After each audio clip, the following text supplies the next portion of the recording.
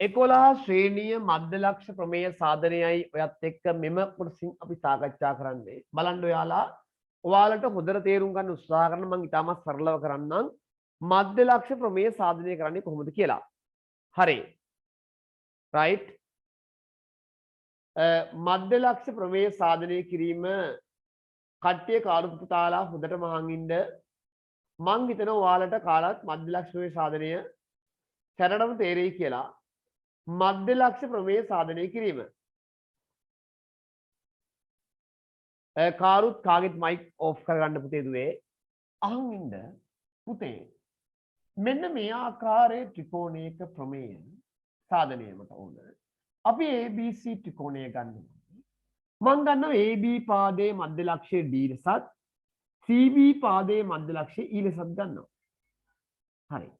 එතකොට මට අවශ්‍ය වෙනවා මම මේ ගාන තුල මයි පුතත් එක්ක සාකච්ඡා කරා මට සාධනය කළ යුත්තේ මම මෙහෙන් ලියන්නම් අපි දත්තේ ලියමු සාකයෝ සාධනය කළ යුත්තේ තමයි ප්‍රමේයෙන් කියවෙනවා DE දිග DE සමාන්තර එක රෝමි ලක්කම සමාන්තරයි AC බවත් දෙක DE සමානයි AC බෙදීම දෙක බවත් ත්‍රිකෝණයක තෝරාගත් පාද දෙකක මධ්‍ය ලක්ෂයා කරන රේඛාව ඉතිරි පාදයට සමාන්තර බවත් එහි දිග ඉන් හරි අඩක් බවත් සාධනය කරන්න ඕන. මං මේ සඳහා විශේෂ වූ නිර්මාණයක් පාවිච්චි කරනවා පුතේ. නිර්මාණය මෙසේ පාවිච්චි කරනවා. දික්කල DE මේ ආකාරයට දික්කල DE XD හමුවන සේ දික්කල DE XD හමුවන සේ AB ට සමාන්තරව CX නිර්මාණය කිරීම දික්කල DE XD හමුවන පරිදි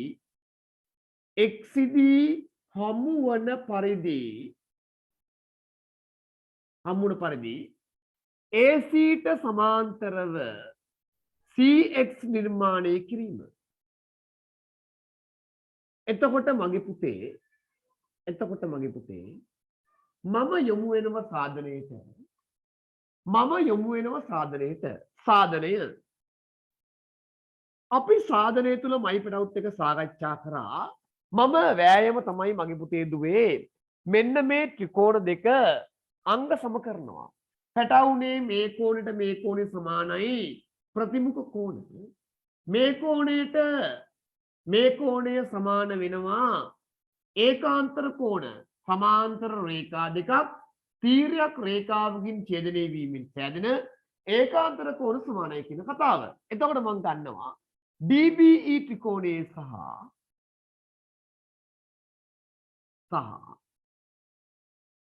CEX ත්‍රිකෝණවල අපි ලියනවා මෙන්න මෙහෙම DEB කෝණය සමාන වෙනවා බලන්න ඔයාලා DEB සමාන වෙනවා CEX ට හේතුව ප්‍රතිමුඛ කෝණ එම සේම් ඔයා ලියනවා DBE සමාන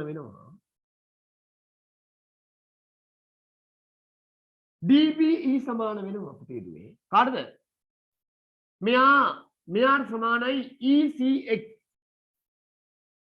ECX කෝණය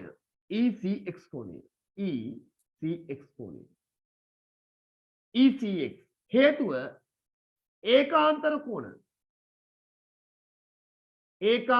කෝණ කියලා ලියලා සමාන්තර රේඛා යුගලය අනිවාර්යයෙන්ම දක්වන්න ඕනි AB සමාන්තර වෙනවා CX ට. දැන් මම මෙහාට යනවා පුතේ මෙහාට යනවා අර පල්ලෙහා පේන්නේ කෝකෝ පාවලින් අංග සම වෙන්නේ කෝකෝ කිර වෙච්ච පාවා දන්නවා කෝණ දෙකක් සහ අනුරූප පාදය. කෝණ දෙකයි අනුරූප පාදයයි එහෙනම් අපි තව ලියනවා BE සමානයි මෙතෙන්ට වෙන්නේ හොඳ BE සමාන වෙනවා EC වලට D යට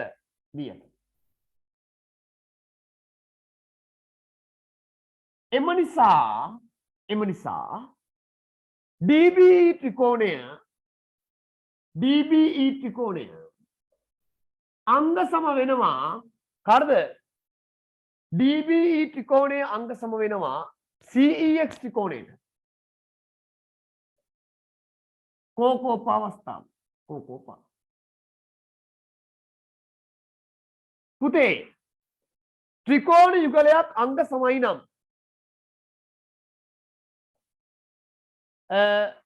BE සමානයි EC වෙනවා. පොඩ්ඩක් ඉන්න පුතේ. පොඩ්ඩක් ඉන්න.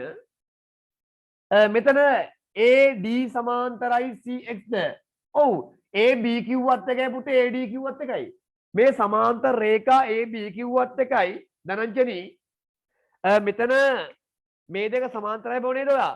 AD සමාන්තරයි කිව්වත් එකයි. මොකද AD තියෙන AB රේඛාවනේ. මෙතන බලන්න ඔයා DBE සමානයි ECX ඒකාන්තර කෝණ AB සමාන්තරයි CX. ඊට පස්සේ BE සමානයි EC. මේකට මේක සමානයි කෝකෝපාංග සමයි. DBE ත්‍රිකෝණය CE ත්‍රිකෝණය අංග සමයි. එතකොට පොඩ්ඩක් ඉන්නවල බලමු අපි. දැන් මේ දෙක අංග සමයි. ඔය දන්නවා එම නිසා DB සමාන වෙනවා සිංගල්ට පෙරපා DB සමාන වෙනවා කාටද? EC ට. හේතුව අංග සමත්‍රිකෝණවල අනුරූප අංග දැන් ඔය දන්නවා DB සමානයි EC වෙද්දී ඔයාට EC දිගයි DB දිගයි සමානයි. තව DB සමාන වෙනවා DB දිගයි AD දිගයි සමානයි. DB දිගට AD සමානයි. D යට බලන්න ඔයා මම ඔප්පු කරා DB ට CX සමාන බව ආගන්න. එම නිසා ආන් ඉන්නවලා sorry DB සමාන වෙනවා CX ට sorry ඔව් මෙතන CX ට. එම නිසා DB සමාන වෙනවා සිංගල්ට පෙරපා DB සමානයි CX වෙනවා නේද පුතේ? DB සමානයි CX වෙනවා. තව DB සමානයි AD වෙනවා. DB කියන්නේ CX ට DB කියන්නේ AD ට. එම නිසා CX සමාන වෙනවා AD දිගට. ප්‍රත්‍යක්ෂ.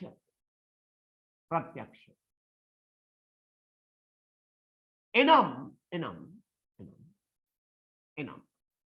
ACCD චතුරස්‍රයේ ACXD චතුරස්‍රයේ අපි ලියනවා. බලන්න මෙන්න මේ චතුරස්‍රයේ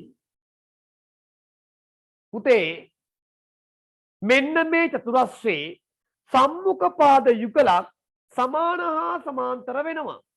මේ චතුරස්‍රයේ පුතේ AD සමානයි CX ද AD සමාන්තරයි CX ද වෙනවා. සම්මුඛ පාද යුගලක් සම්මුඛ පාද යුගලක්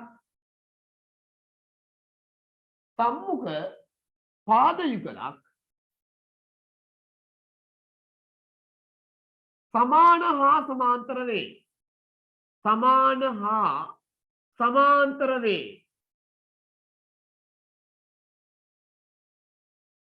සමාන හා සමාන්තර වේ. එම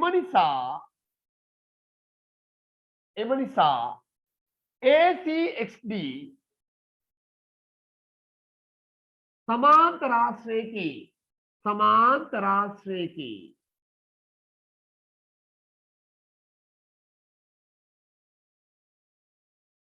එම නිසා ACXD සමාන්තරාශ්‍රයකි. මයි දරුවෝ ටික දත්තයත් අපි ලියමු. අපි දත්තයත් ලියමු දරුවන්ට බලා ගන්න.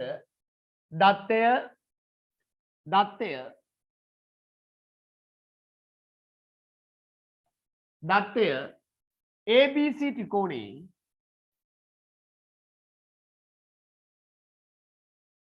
බලා ගන්න. දත්තය එනවා ABC ත්‍රිකෝණේ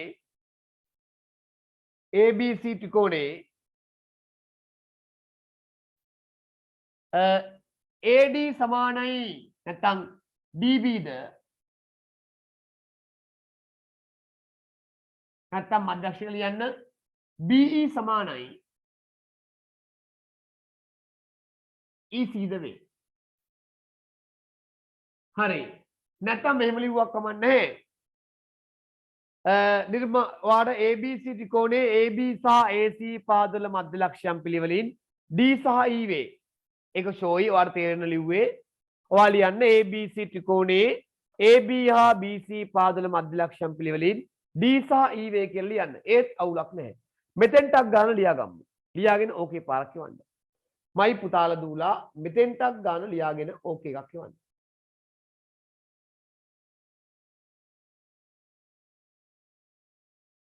ඔයාලට ඔයාගේ සොරි පුතේ කලින් ඔයාගේ නිර්මාණය තුල ඔයාගේ ලියවෙන්න ඕන සමා වෙන්න ඕන AD සමාන්තරයි CX බව මට AC ලියවිලා තියෙන්නේ හදාගන්න එතන AD සමාන්තරයි CX දාගන්න දැන් ඔයා බලන්න අපි දැන් මේක සමාන්තර ආශ්‍රයක් කියලා සාධනය කරලා ඉවරයි එහෙමනම් AC සමාන්තරයි DE විය යුතුය හේතු ලියන්න සමාන්තර ආශ්‍රයක සම්මුඛ පාද තවද දැන් වා ලියනවා දැන් අපි මේ දෙක අංග සම කරලා ඉවරයි වා ලියනවා DE සමානයි EX හේතුව අංග සම ත්‍රිකෝණවල අනුරූප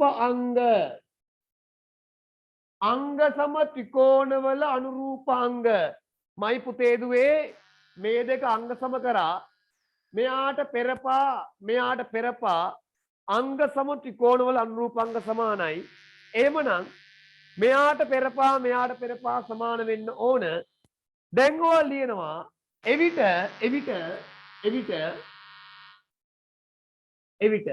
dx සමාන වෙනවා අපි 11 පන්තියේ ඉන්න එකතු කරලා ලියමු මේක DE නම් DE ට EX සමානයි නම් DE ට EX සමානයි නම් ඔයාට DX ලියන්න පුළුවන් 2යි DE කියලා 2යි DE DX සමානයි 2යි DE දැන් අපි තර්කයක් ගේනව නමුත් කියලා නමුත් ඔයා දන්නවා නමුත් dx සමාන වෙනවා AC ට dx සමානයි AC හේතුව සමාන්තර ආශ්‍රයක සම්මුඛ පාද සමාන්තර ආශ්‍රය සම්මුඛ පාද එම නිසා AC සමාන වෙනව පුතේ දුවේ dx කියන්නේ AC ට dx කියන්නේ AC ට එතන dx කියන්නේ 2යි DE ට ප්‍රත්‍යක්ෂ dx කියන්නේ AC ට dx කියන්නේ 2යි DE ට